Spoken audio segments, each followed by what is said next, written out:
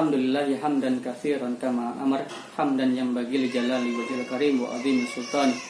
Asyhadu an la ilaha illallah wa asyhadu anna Muhammadan abduhu wa rasuluh. Allahumma shalli wa sallim wa barik ala nabiyyina wa habibana Muhammad sallallahu alaihi wasallam wa ala alihi thayyibin wa ashabihi al-akhyar ajma'in wa man tabi'ahum bi ihsan ila yaumiddin, amma ba'd.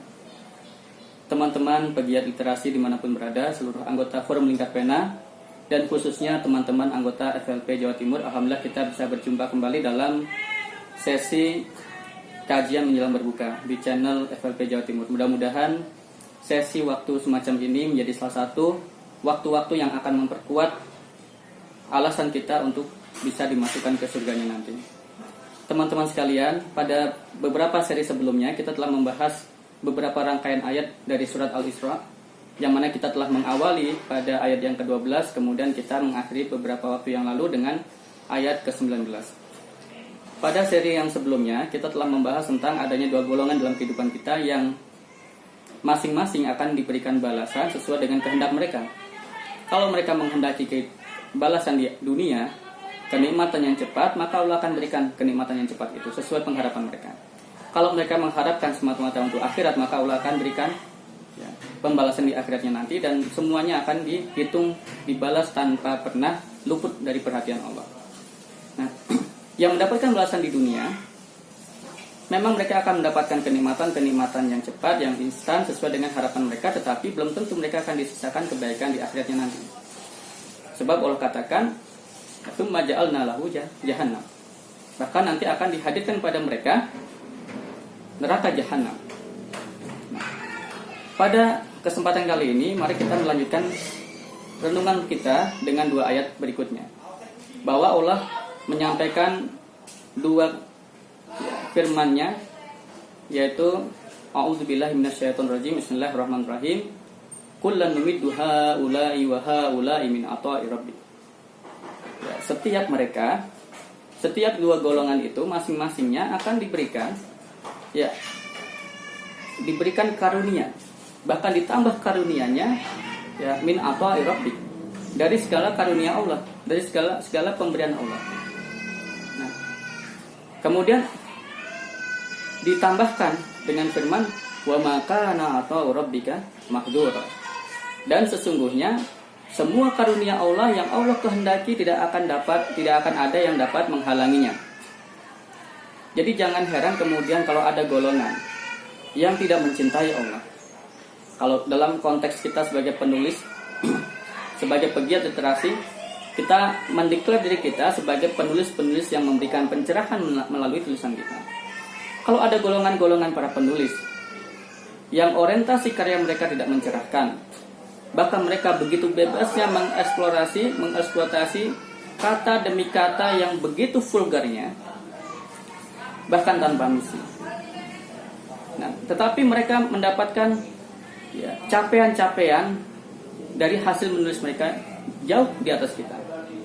Atau dulu kita pernah memperjuangkan film yang mencerahkan.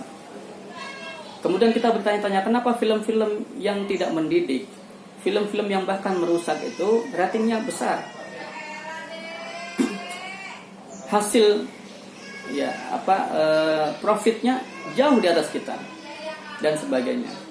Buat kita sebagai seorang muslim, tentu jawaban yang paling utama adalah semua itu tidak luput dari kehendak Allah.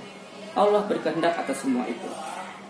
Lalu kemudian kita bertanya, kenapa Allah berkehendak untuk menambahkan karunia kepada orang-orang yang jauh dari ketaatan kepada Allah, yang jauh dari mengagungkan kalimatnya, yang jauh dari memuliakan umatnya. Di ayat yang tadi Allah telah tegaskan bahwa semua mereka itu Allah kasih. Yang mengharapkan dunia Allah kasih, yang mengharapkan akhirat Allah kasih. Dan tidak ada yang bisa menghalangi pemberian Allah. Nah, detailnya di ayat berikutnya kita bisa saksikan kenapa hal itu dihadirkan dalam kehidupan kita. Kenapa fenomena dua golongan yang berbeda orientasi, berbeda karakter dan sebagainya, tetapi Allah memberikan keduanya. Padahal satu jelas-jelas tidak mengagungkan Allah, tetapi Allah juga akan kasih karunia kepada mereka. Ini kalau dalam pembahasan tafsir basmalah kita pernah mungkin pernah menelaah tentang bagaimana Allah memberikan Bismillahirrahmanirrahim yang Maha Pengasih, Maha Penyayang. Kasih Allah tak terbatas kepada semua makhluknya Allah kasih. Tetapi kesayangan Allah, penyayangnya Allah hanya kepada orang-orang beriman. Mengasihi belum tentu menyayangi. Berapa banyak kita mengasihi dengan cara melempar, mengasihi dengan bungkusan yang tak layak, mengasihi dengan momen-momen yang memiriskan. Tetapi menyayangi sudah pasti memberi dengan cara yang hanif, dengan cara yang penuh dengan kebijaksanaan. Nah, di ayat berikutnya itu adalah jawaban kenapa fenomena itu dihadirkan pada kita. Apa kata Allah? Allah perintahkan di situ, undur kaifa faddalna ba'dahum li ba'd. Lihatlah bagaimana kami memberikan kemuliaan, keutamaan, kelebihan sebagian mereka dari sebagian yang lainnya. Dan di antara pemberian melebihkan ini adalah dalam kaitannya dengan dalam perjuangan kita. Berapa banyak penulis-penulis yang karya-karyanya tidak mencerahkan, tetapi royaltinya begitu besar, pasarnya begitu besar. Tetapi kita yang menulis diniatkan untuk mencerahkan, diniatkan untuk pengabdian kita kepada Allah, tidak mencapai sebesar mereka. Lepas dari semua usaha itu, tapi semuanya ketika telah terjadi maka semuanya adalah ketetapan dari Allah. Allah yang Maha Kuasa, Allah yang Maha Berkehendak, tidak ada yang bisa menghalanginya. Nah, lalu apakah kemudian kita harus menggugat Allah? Di lanjutan ayat ini kita akan menemukan satu perenungan yang dahsyat ketika Allah katakan, ketika Allah perintahkan kita menyaksikan mereka. Lihatlah orang yang kami lebihkan dari sebagian orang yang lainnya. Allah tidak bertanya kemudian bagaimana respon kita, tapi langsung Allah sampaikan statement agar menjadi satu jawaban buat kita. Walal akhiratu akbaru darajatin wa akbaru tafdilan. Dan sesungguhnya di situ ada lam ta'kid. Dan sesungguhnya akhirat itu lebih besar derajatnya, lebih tinggi derajatnya dibandingkan derajat kita di dunia ini. Capaian-capaian kita di dunia ini tidak ada artinya dibandingkan derajat capaian kita di akhiratnya nanti. Akbaru darajati wa akbaru tafdilan, dan lebih besar keutamaannya. Orang sudah mulia dalam kehidupan kita, dalam kehidupan dunia, tapi akan kalah dengan kemuliaan di akhirat nanti.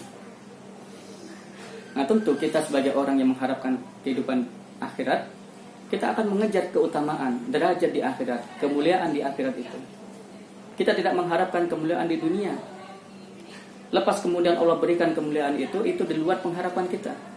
Sebab kalau itu menjadi harapan kita, ketika kita tidak mendapatinya, kita tidak menerimanya, maka kita akan resah, kita akan kecewa, kita akan galau, dan bahkan akan berujung pada penggugatan kepada Allah dengan penggugatan yang tak semestinya.